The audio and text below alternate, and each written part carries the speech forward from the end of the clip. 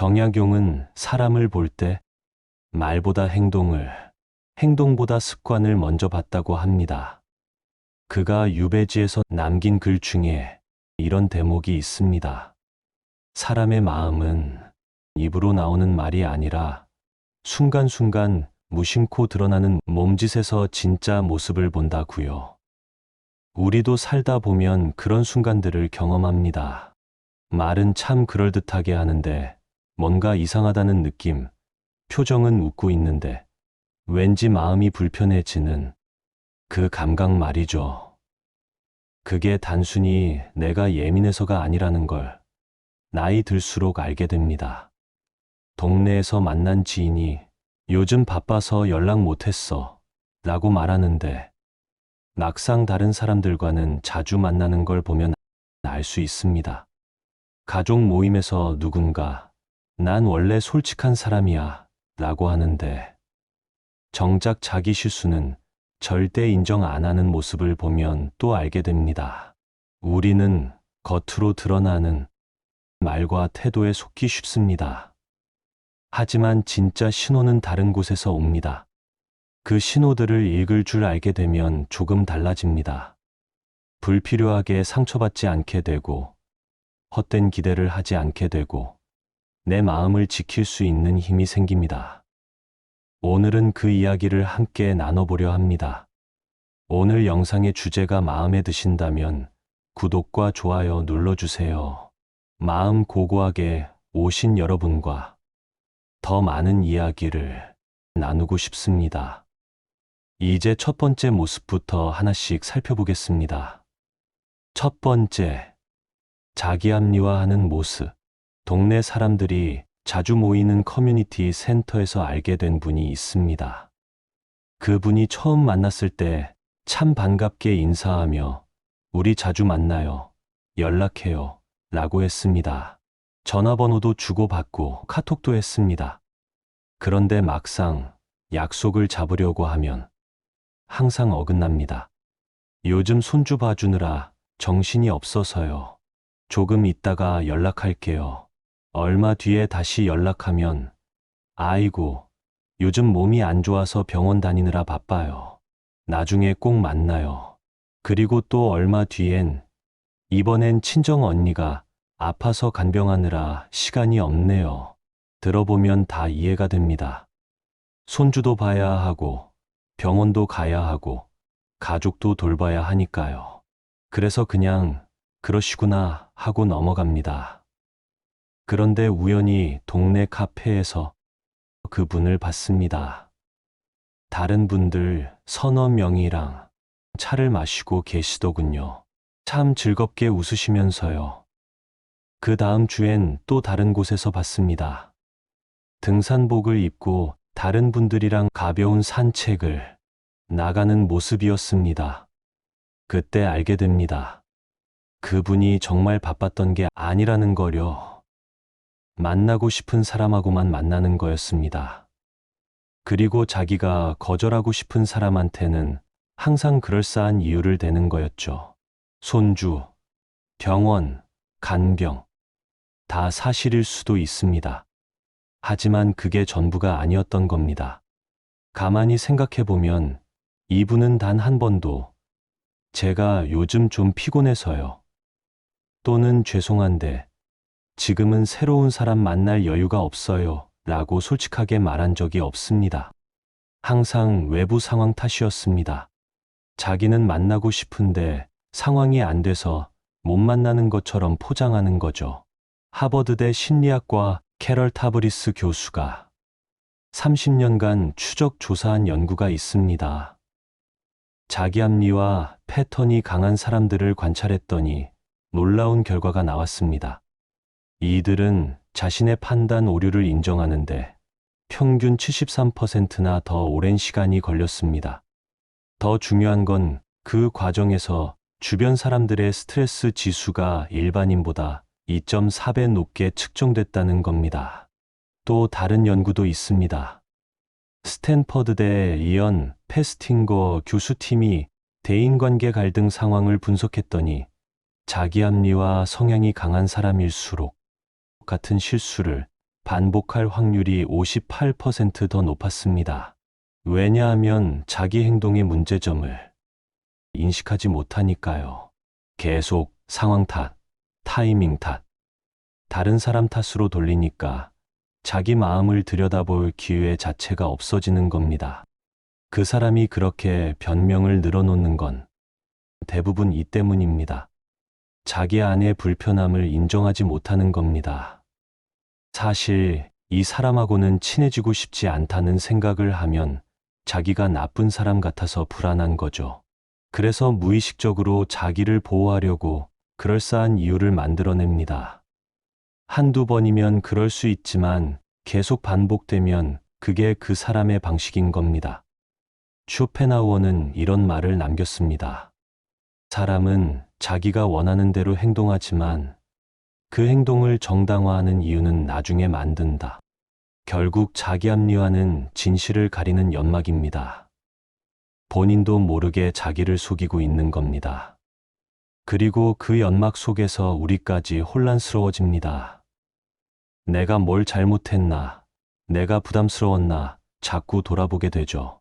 이런 사람을 만났을 때 우리가 할 수 있는 건 명확합니다. 그 사람의 변명을 다 받아들일 필요가 없다는 겁니다. 아, 바쁘시구나 하고 그냥 놓아주면 됩니다. 내가 잘못해서 거절당한 게 아닙니다. 그 사람이 나를 선택하지 않은 거고 그걸 솔직하게 말할 용기가 없었던 것뿐입니다. 상대가 자기 마음을 솔직하게 마주하든 말든 그건 그 사람의 몫입니다. 당신은 그저 불필요한 기대에서 빠져나오면 됩니다. 두 번째, 모든 상황을 남 탓으로 돌리는 모습. 주말에 가족들이 모였습니다. 오랜만에 다 같이 외식이라도 하자고 해서 식당을 예약했는데 막내 동생이 1시간이나 늦게 왔습니다. 다들 배고픈 걸 참고 기다리고 있었는데 동생이 들어와서 처음으로 꺼낸 말이 형수님이 시간을 너무 이르게 잡으셨잖아요. 주말 오후에 강남에서 여기까지 1시간 반이면 온다고 생각하신 거예요. 였습니다. 그러자 형수가 그럼 미리 말을 하든가 아니면 좀 일찍 출발하면 되잖아요. 라고 하니까 형수님, 저도 급하게 나왔어요. 애들이 준비를 안 해서 늦어진 거예요. 애들 재촉하느라 제가 얼마나 스트레스를 받았는데요. 라고 받아칩니다. 그 다음엔 음식 주문했을 때였습니다. 막내 동생이 고기를 잘못 주문해서 우리가 원하지 않는 부위가 나왔습니다. 막내 동생은 우리 이거 안 시켰는데요. 라며 아니, 메뉴판이 헷갈리게 되어 있잖아요. 그리고 형님이 옆에서 자꾸 말 걸어서 집중이 안 됐어요.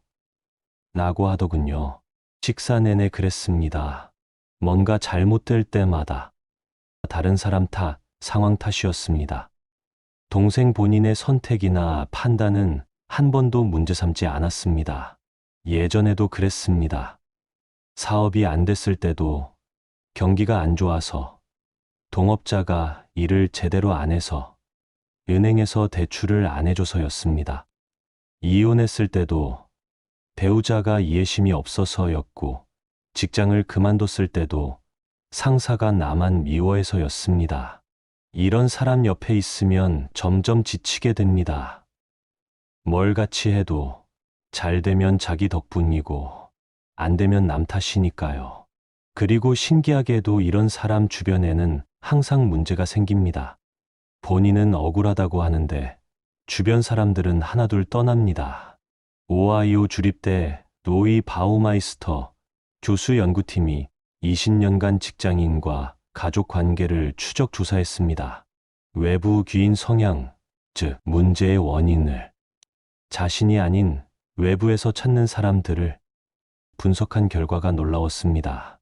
이들은 대인관계 갈등 발생률이 일반인보다 3.2배 높았고 친밀한 관계를 5년 이상 유지할 확률이 62% 낮았습니다. 또 다른 연구도 있습니다.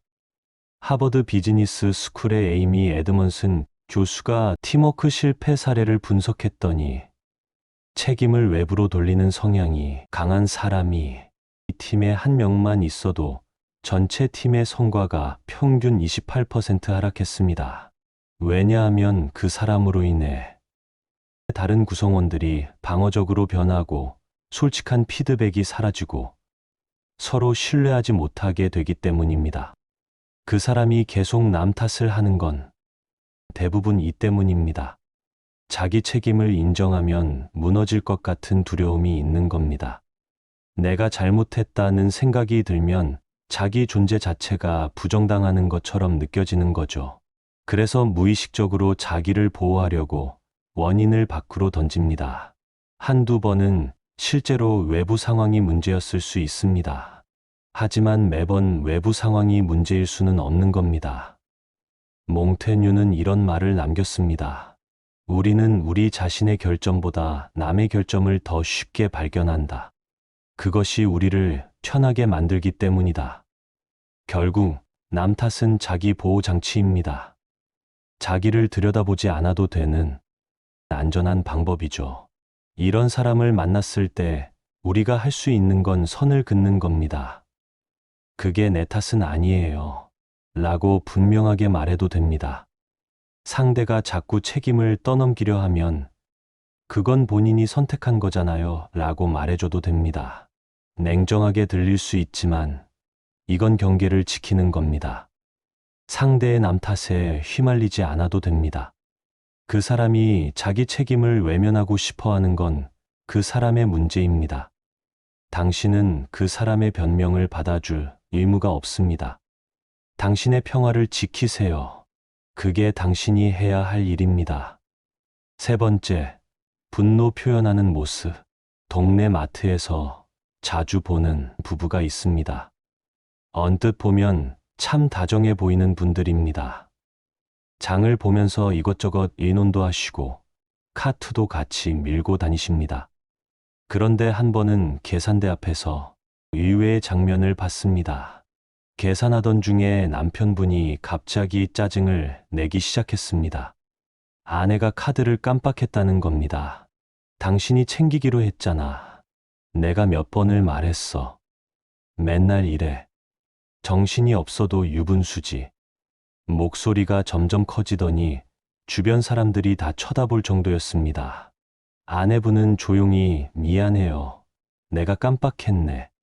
집에 가서 가져올게요 라고 하셨는데도 남편분은 계속 혀를 차면서 아휴 답답해. 맨날 이러니까 내가 아주 속이 터진다니까 라고 중얼거렸습니다.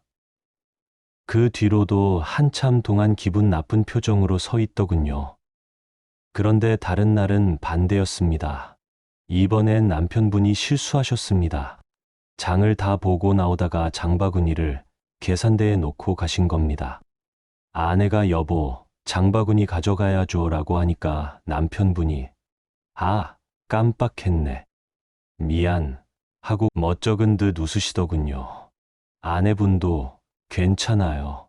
당신 덕분에 웃었네 하고 부드럽게 넘어가셨습니다. 똑같은 종류의 실수인데 반응이 완전히 달랐습니다. 화를 내는 방식을 보면 그 사람을 알 수 있습니다. 작은 일에도 폭발하는 사람, 남 앞에서는 참가가, 집에 가서 퍼붓는 사람, 직접 화내지 않고 며칠 동안 말을 안 하는 사람, 다 다릅니다. 스탠퍼드대 제임스 그로스 교수 연구팀이 15년간 부부와 직장 동료 관계를 추적 조사했습니다. 분노 표출 방식과 관계 만족도의 상관관계를 분석한 결과가 흥미로웠습니다. 사소한 일에 과도하게 화를 내는 사람과 함께 사는 배우자나 동료의 우울증 발병률이 일반인보다 2.7배 높았습니다. 더 놀라운 건 이들의 관계 만족도가 10년 후 평균 68% 하락했다는 점입니다. MIT 감정연구소의 로절린드 키카드 교수 연구도 있습니다. 분노 표현 패턴을 분석했더니 화를 자주 내는 사람 중 83%가 실제로는 자기 통제력 부족의 문제였습니다. 이들은 자신의 화가 정당하다고 믿지만 실제로는 자기 감정을 조절하지 못해서 주변 사람들에게 폭발시키는 것뿐이었습니다. 그리고 이런 패턴은 나이가 들어도 잘 바뀌지 않았습니다. 그 사람이 그렇게 화를 내는 건 대부분 자기 안의 불안과 무력감을 견디지 못하는 겁니다. 상황을 통제하지 못한다는 느낌이 들면 불안해지고 그 불안을 화로 바꿔서 밖으로 던지는 거죠. 상대방이 잘못해서가 아니라 자기가 불편해서 화내는 겁니다. 세네카는 이런 말을 남겼습니다. 화는 순간의 광기다. 화를 다스리지 못하면 화가 당신을 다스린다. 결국 분노 표현은 그 사람의 내면을 보여주는 창입니다. 어떤 상황에서 화를 내는지, 누구에게 화를 내는지, 화난 후에 어떻게 행동하는지, 그게 다 그 사람의 진짜 모습입니다. 이런 사람을 만났을 때 그 사람의 화를 내 탓으로 받아들이지 않아도 됩니다. 저 사람이 화낸 건 저 사람이 불편해서지, 내가 잘못해서가 아니야 라고 생각해도 됩니다. 상대의 분노에 움츠러들지 않아도 됩니다. 그 사람이 감정 조절을 못하는 건 그 사람의 문제입니다. 당신은 그 사람의 감정 쓰레기통이 될 필요가 없습니다. 네 번째, 책임을 회피하는 모습. 동네 친구들끼리 한 달에 한 번씩 등산을 가기로 했습니다. 처음 모임을 만들 때는 한 분이 특히 적극적이었습니다. 우리 나이에 건강이 제일 중요하잖아요. 꼭 정기적으로 만나서 운동합시다. 나도 요즘 운동 안 해서 걱정이었어요. 그래서 다 같이 결정했습니다. 매달 둘째 주 토요일 아침 8시에 만나기로요. 그리고 돌아가면서 한 명씩 산을 정하고 코스도 알아보기로 했습니다. 첫 달이 그분 차례였습니다. 그런데 등산 사흘 전쯤 되니까 연락이 왔습니다. 미안한데 제가 요즘 허리가 안 좋아서 병원 다니느라 시간이 없었어요. 누가 대신 좀 알아봐 주면 안 될까요? 다른 분이 대신 급하게 알아보셨고 무사히 등산을 다녀왔습니다. 그런데 둘째 달에도 또 그분 차례였는데 이번엔 요즘 손주를 봐주느라 정신이 없어서 미처 못 찾았어요. 다음에는 꼭 제가 할게요 라고 하셨습니다. 셋째 달에는 아예 당일 아침에 갑자기 일이 생겨서 오늘은 못 갈 것 같아요. 다녀들 오세요 라는 카톡이 왔습니다. 나중에 알고 보니 다른 친구들 모임에는 나가셨더군요. 다른 분들이 속으로 생각했습니다. 이 사람은 말로만 하고 실제로는 하나도 안 하네. 결국 그분은 자연스럽게 모임에서 멀어졌습니다. 다른 분들이 따로 뭐라고 한 건 아닌데 그냥 연락이 뜸해졌습니다. 이런 사람들을 보면 한 가지 공통점이 있습니다. 뭔가를 하자고 제안하고 의견도 많고 열정도 있어 보입니다. 그런데 막상 그럼 이 일 좀 맡아주시겠어요? 라고 하면 슬그머니 빠집니다. 언제나 그럴싸한 이유가 있습니다. 미시간 대학교 심리학과 크리스토퍼 피터슨 교수가 25년간 직장과 공동체 생활을 추적 조사했습니다. 책임 회피 성향이 강한 사람들의 특징을 분석한 결과가 흥미로웠습니다. 이들은 문제 제기는 일반인보다 2.8배 많이 했지만 실제 문제 해결에 참여하는 비율은 74% 낮았습니다. 더 놀라운 건 주변 사람들이 이들을 신뢰하는 비율이 시간이 갈수록 급격히 떨어졌다는 점입니다. 5년 후에는 평균 81%가 이들을 말만 하는 사람으로 인식했습니다. 컬럼비아 대학교 사회심리학과 토리 히긴스 교수 연구도 있습니다. 책임을 회피하는 사람들의 언어 패턴을 분석했더니 이들은 우리가 해야 해요 라는 표현은 자주 쓰지만 제가 하겠습니다 라는 표현은 거의 쓰지 않았습니다. 그리고 이런 패턴은 나이가 들어도 잘 바뀌지 않았습니다. 오히려 나이가 들수록 회피 이유가 더 정교해졌습니다. 그 사람이 계속 책임을 회피하는 건 실패가 두려운 겁니다. 뭔가를 맡았다가 잘못되면 비난받을까봐, 무능해 보일까봐 불안한 거죠. 그래서 아예 맡지 않으려고 합니다. 안 하면 실패도 없으니까요. 칸트는 이런 말을 남겼습니다. 자유로운 존재가 되려면 책임을 져야 한다. 책임을 회피하는 자는 자유도 가질 수 없다. 결국 책임 회피는 그 사람의 용기 부족을 보여줍니다. 겉으로는 관심 있는 척하지만 속으로는 자기만 편하면 된다는 생각입니다. 그리고 그 편안함이 다른 사람들에게 짐이 됩니다. 이런 사람을 만나게 되면 이 사람은 말만 하는 사람이구나 라고 받아들이면 됩니다. 그리고 중요한 일에는 처음부터 기대를 걸지 않으면 됩니다. 5번째, 약자 대하는 모습. 아파트 분리수거장에 쓰레기를 버리러 갔습니다. 평일 오전이라 사람이 별로 없었는데 저보다 먼저 온 분이 한 분 계셨습니다. 경비원 아저씨가 분리수거를 정리하고 계셨는데 그분이 갑자기 큰 소리로 말하기 시작했습니다. 아니, 이게 뭐예요? 여기 플라스틱이랑 비닐이랑 섞여 있잖아요. 이러니까 맨날 단지가 지저분한 거 아니에요? 제대로 좀 관리하세요. 경비원 아저씨가 죄송합니다. 주민분들이 버리신 걸 제가 다시 분류하고 있습니다라고 하니까 그럼 버릴 때 제대로 버리라고 안내를 해야죠. 돈 받고 일하면서 그것도 못해요? 라고 쏘아붙입니다. 경비원 아저씨는 아무 말 없이 고개만 숙이셨습니다. 그분은 계속 요즘 경비들은 일을 너무 대충대충 해. 우리가 관리비 내는 거 생각해야지 하면서 중얼거렸습니다. 그런데 자기 차례가 되어서 쓰레기를 버리는데 보니까 그분도 분리수거를 엉망으로 했습니다. 페트병에 라벨도 안 떼고 음식물 묻은 용기도 그냥 버렸습니다. 경비원 아저씨가 조심스럽게 죄송하지만 이건 라벨을 떼셔야 하고 말씀하시려는데 바쁘다고요. 그거 떼는 것도 당신네 일 아니에요? 라고 하더니 그냥 가버리는 겁니다. 그런데 주차장에서 그분을 다시 봤습니다. 같은 층에 사는 젊은 의사 선생님을 만났더군요. 그 순간 표정이 완전히 달라졌습니다. 아이고 선생님, 출근하세요? 요즘 병원 바쁘시죠? 우리 집 막내가 요즘 감기 기운이 있어서요. 나중에 한번 봐주시면 안 될까요? 목소리도, 표정도, 태도도 완전히 달라졌습니다.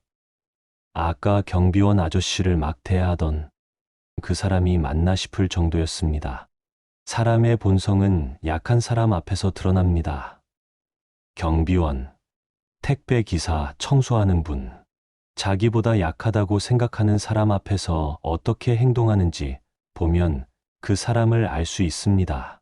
프린스턴 대학교 심리학과 수잔 피스크 교수가 15년간 권력 관계 속 인간 행동을 연구했습니다. 결과가 충격적이었습니다. 사회적 지위가 낮은 사람을 대할 때와 높은 사람을 대할 때 태도가 극명하게 달라지는 사람들을 추적했더니 이들의 공감 능력이 일반인보다 평균 47% 낮게 측정됐습니다. 더 놀라운 건 이들이 자신의 이중적 태도를 전혀 인식하지 못한다는 점이었습니다. 본인은 평등하게 대한다고 믿고 있었습니다. 스탠퍼드 대학교 대처 켈트너 교수 연구팀도 흥미로운 결과를 발표했습니다. 권력을 가진 사람들이 약자를 대하는 태도를 관찰했더니 약자에게 함부로 하는 사람일수록 자기 자신에 대한 불안감이 2.6배 높았습니다.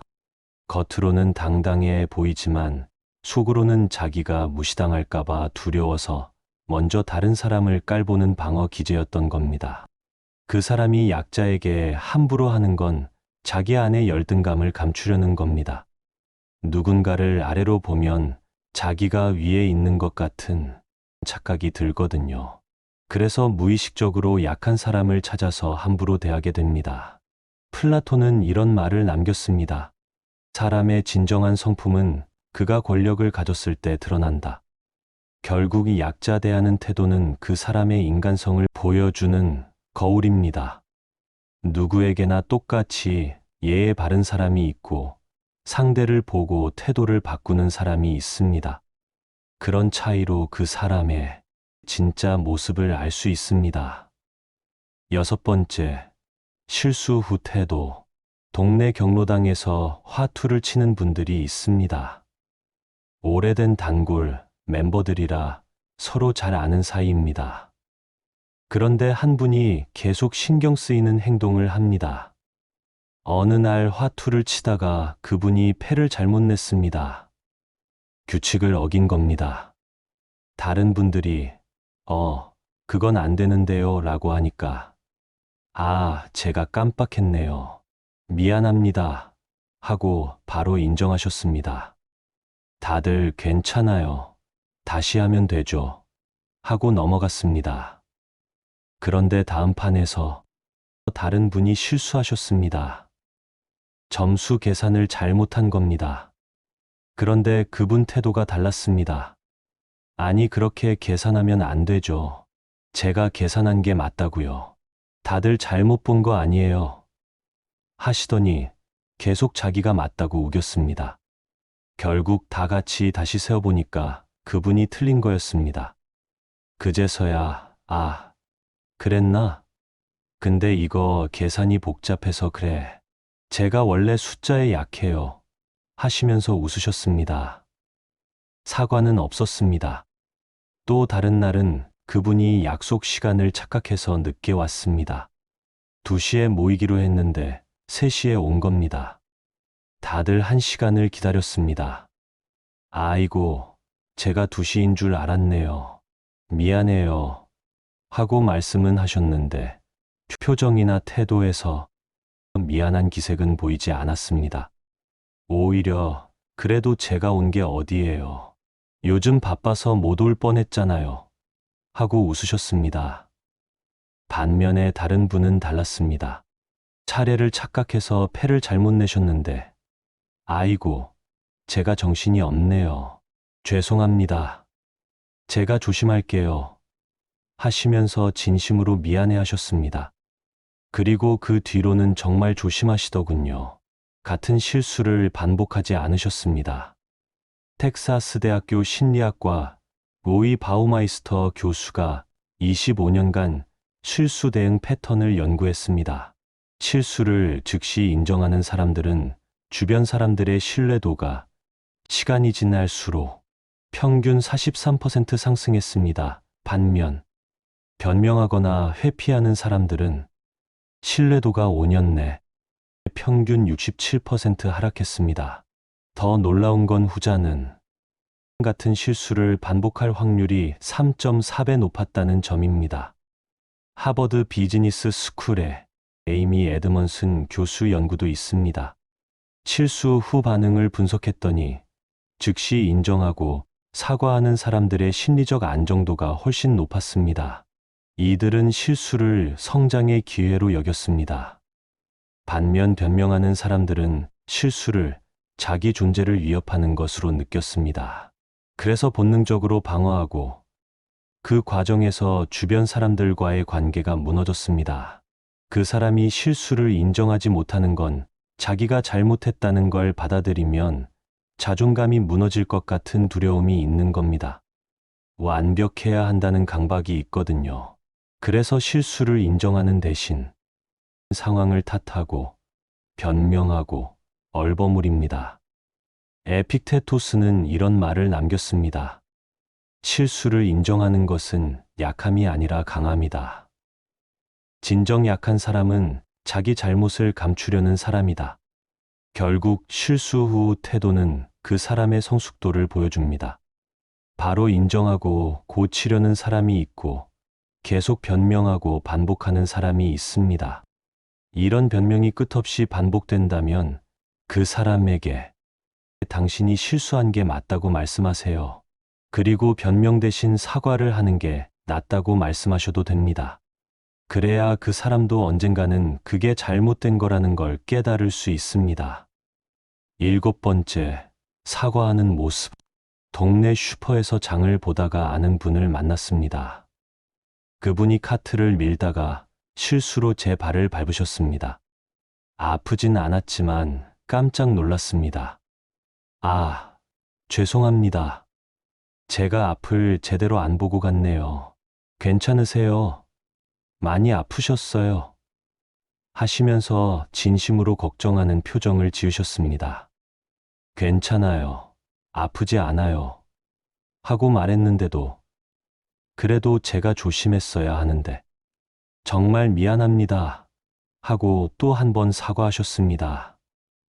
그 모습을 보니 예전에 있었던 일이 떠올랐습니다. 비슷한 상황이었는데 전혀 다른 반응을 보이셨던 분이 있었습니다. 그때도 카트에 발을 밟혔는데 그분은 아이고, 미안합니다. 라고 한마디만 던지고 그냥 지나가셨습니다. 표정도 무표정이고 걱정하는 기색도 없고 그냥 형식적인 한마디였습니다. 심지어 여기 왜 이렇게 좁은 거야?